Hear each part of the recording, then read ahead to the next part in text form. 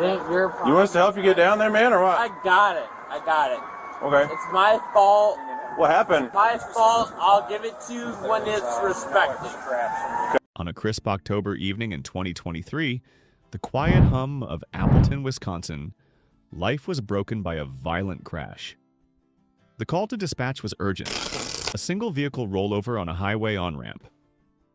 The driver, witnesses said, had entered the ramp at a dangerously high speed, 182 and I arriving, weaving through traffic before losing control.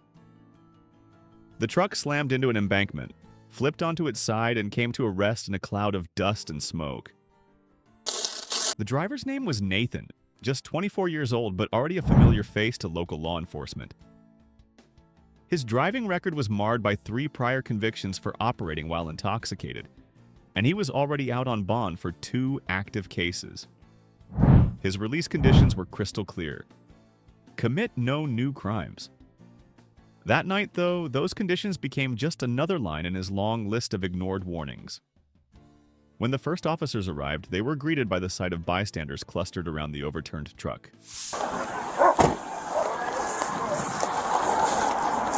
What's his status? My own fault. Oh, he's the driver? He's right here. My fault. I got it. Are you hurt at all, sir? No, ain't nobody hurt myself. Are you guys just bystanders that stopped? Just or? bystanders stopped. Okay, was he in the truck by himself? I got it. Some had stopped after seeing smoke rising from the wreck. Others had actually seen the vehicle's final chaotic moments. Nathan was still inside, struggling to get out. He waved off assistance from the officers and from the civilians who had stopped to help, insisting that he was fine. "It's my fault," he muttered at one point, though he seemed more focused on avoiding questions than answering them. His speech was heavily slurred, his eyes bloodshot, and the sour, unmistakable odor of alcohol clung to him. It ain't your problem. You want us to help you get down there, man, or what? I got it. Okay. It's my fault. What happened? My fault. I'll give it to you when it's respected. Officers quickly realized that getting his cooperation was going to be a battle. Witnesses filled in the missing details. Nathan's truck had been moving fast, too fast. One driver recalled seeing him weaving through lanes at 40 or 50 miles an hour before the crash. Another described hearing tires squeal just before the truck clipped a pole and overturned. The officers tried to keep things calm. They asked Nathan for his ID. They explained they needed to identify him as the driver and run some sobriety tests, but each request was met with hostility. Just came in way too aggressively. Yeah. That's the way. Yeah. Watch your step. We're going to walk straight out this way. Well, you got your... Nathan responded with questions of his own, demanding to know for what reason they wanted his information. He was confrontational, defensive, and dismissive, a man convinced that he was being unfairly targeted. When it became clear that Nathan wasn't going to comply voluntarily, the officers informed him that he was under arrest. That was the spark that set off the rest of the night's chaos. His voice grew louder, his body language more aggressive. He cursed at the officers, accused them of assault, and told them they were stupid for detaining him. Nathan, because you're gonna... That's besides the point. I've got cut off. How is that my reason? Because we're going to identify... He threatened to sue the department and claimed they had broken his wrists. As the struggle continued, the decision was made to place Nathan in the wrap, a specialized restraint device designed to prevent a combative subject from harming themselves or others. Even restrained, Nathan kept up a relentless stream of insults and threats. He said he knew where the officers lived. He mocked their appearances, tossing in crude personal jabs and anti-Semitic slurs. The trip to the hospital for a legal blood draw was no calmer. At one point, Nathan managed to partially remove the protective helmet officers had placed on him. He then began smashing his head against the divider in the back of the squad car. The officers, mindful of the need to both protect him and preserve evidence, re-secured the helmet and continued the transport. The bed. Nathan, I need a yes or no. No. Okay, thank you. Just f***ing undo my which is an I'll be right behind you. Hold on a second. At the hospital, Nathan oscillated between claiming he'd cooperate and unleashing fresh tirades.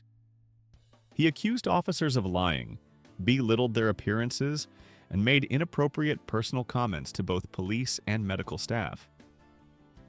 Even as the blood draw was completed, he made it clear he had no intention of quietly riding out the rest of the night. When it came time to leave the hospital, Nathan initially agreed to walk to the squad car, but as soon as restraints were adjusted, he began pulling and twisting against them. He demanded to have his hands moved to the front, complained that his restraints were causing pain, and renewed his verbal attacks. And there's people next door, there's an old lady next door. And you act like I don't get that. Well, then I would ask that because you get that you treat them with respect by not screaming. And I haven't been. You've been screaming profanities from this room. For what? The past I walked across 10 seconds? the ER from over there to here. 10 seconds? I don't know how long it's been. 10 it's been seconds? More than 1 second. So 10 we're seconds? not talking, so okay. At the jail, things escalated yet again. Moving him to a holding cell became a group effort, with multiple officers involved. I think adding threats to LE would be appropriate. Did you say more in the car or what? Yeah. We're just gonna carry him upstairs. He's super intoxicated. Thank you. That's all I need. That's all I need. I can stand by myself. Yes, I can. Nathan taunted them, hurling insults and comparing their actions to high-profile criminal cases. Jail staff discussed the possibility of adding more charges for threats to law enforcement, given the nature and persistence of his remarks. The list of charges from the October 2023 incident was long. On the felony side, fourth offense OWI, battery or threat to an officer, and bail jumping. The misdemeanors included resisting or obstructing an officer, disorderly conduct, operating while revoked, failing to install an ignition interlock device, and another count of bail jumping. Despite this serious stack of charges, Nathan was released on a $500 cash bond. That freedom didn't last. 3 months later, he was arrested again in another OWI case, eerily similar to the first. By September 2024, the legal system had reached its limit. Nathan entered a no-contest plea to 2 felony counts, with the other charges dismissed but read into the record. The court sentenced him to 18 months in state prison, 3 years of extended supervision, and another 18 months of probation. As part of the sentence, he was also ordered to write an apology letter to one of the officers he had abused during the arrest, a rare but telling condition that reflected the personal nature of his verbal attacks. Crash, what happened? Trash, dude. My truck is bought and paid for. F the truck, dude. All I care is for The events of that October night are a vivid reminder of how quickly a seemingly routine call can spiral into something far more dangerous and unpredictable. For officers, it began as a standard crash investigation. Within minutes, it became an hours-long ordeal involving medical intervention, specialized restraints, and the constant management of a hostile, intoxicated individual. The night also underscores the thin line between a crash that's merely property damage and one that could have been a tragedy. Nathan walked away from the wreck without serious injuries and no other vehicles were struck. But given his speed, his impaired state, and his erratic driving, the fact that no one else was hurt was pure luck. In court, the sentencing balanced punishment with the hope, perhaps a faint one, that Nathan might change course. Extended supervision and probation will keep him under watch well beyond his prison term, and the requirement to directly apologize to an officer adds a personal layer of accountability. Whether those measures will lead to real change is uncertain. His repeated arrests suggest a pattern that's not easily broken. For the officers involved, the night was another lesson in patience, procedure, and the unpredictable nature of policing. They had to manage a suspect who shifted from denial to aggression to temporary calm and back again, all while ensuring that every action was documented for the inevitable court proceedings.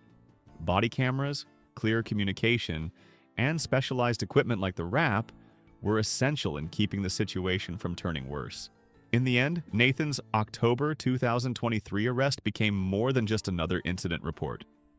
It was a grueling, profanity-filled marathon that stretched from the roadside to the jailhouse, leaving behind a thick case file, a stack of charges, and a reminder to the community of just how dangerous repeat drunk driving can be. His sentence may close the book on this chapter, but the cautionary tale it tells will linger. A story of recklessness, resistance, and the long arm of accountability catching up at last. And that wraps up the wild ride of Nathan's October night in Appleton. A night that went from a high-speed ramp entry to an overturned truck, a hospital visit, and a laundry list of charges that will keep him off the road for a long time. And if you found this breakdown interesting, make sure to hit that like, and don't forget to subscribe. Thanks for watching, stay safe out there, and we'll see you in the next one.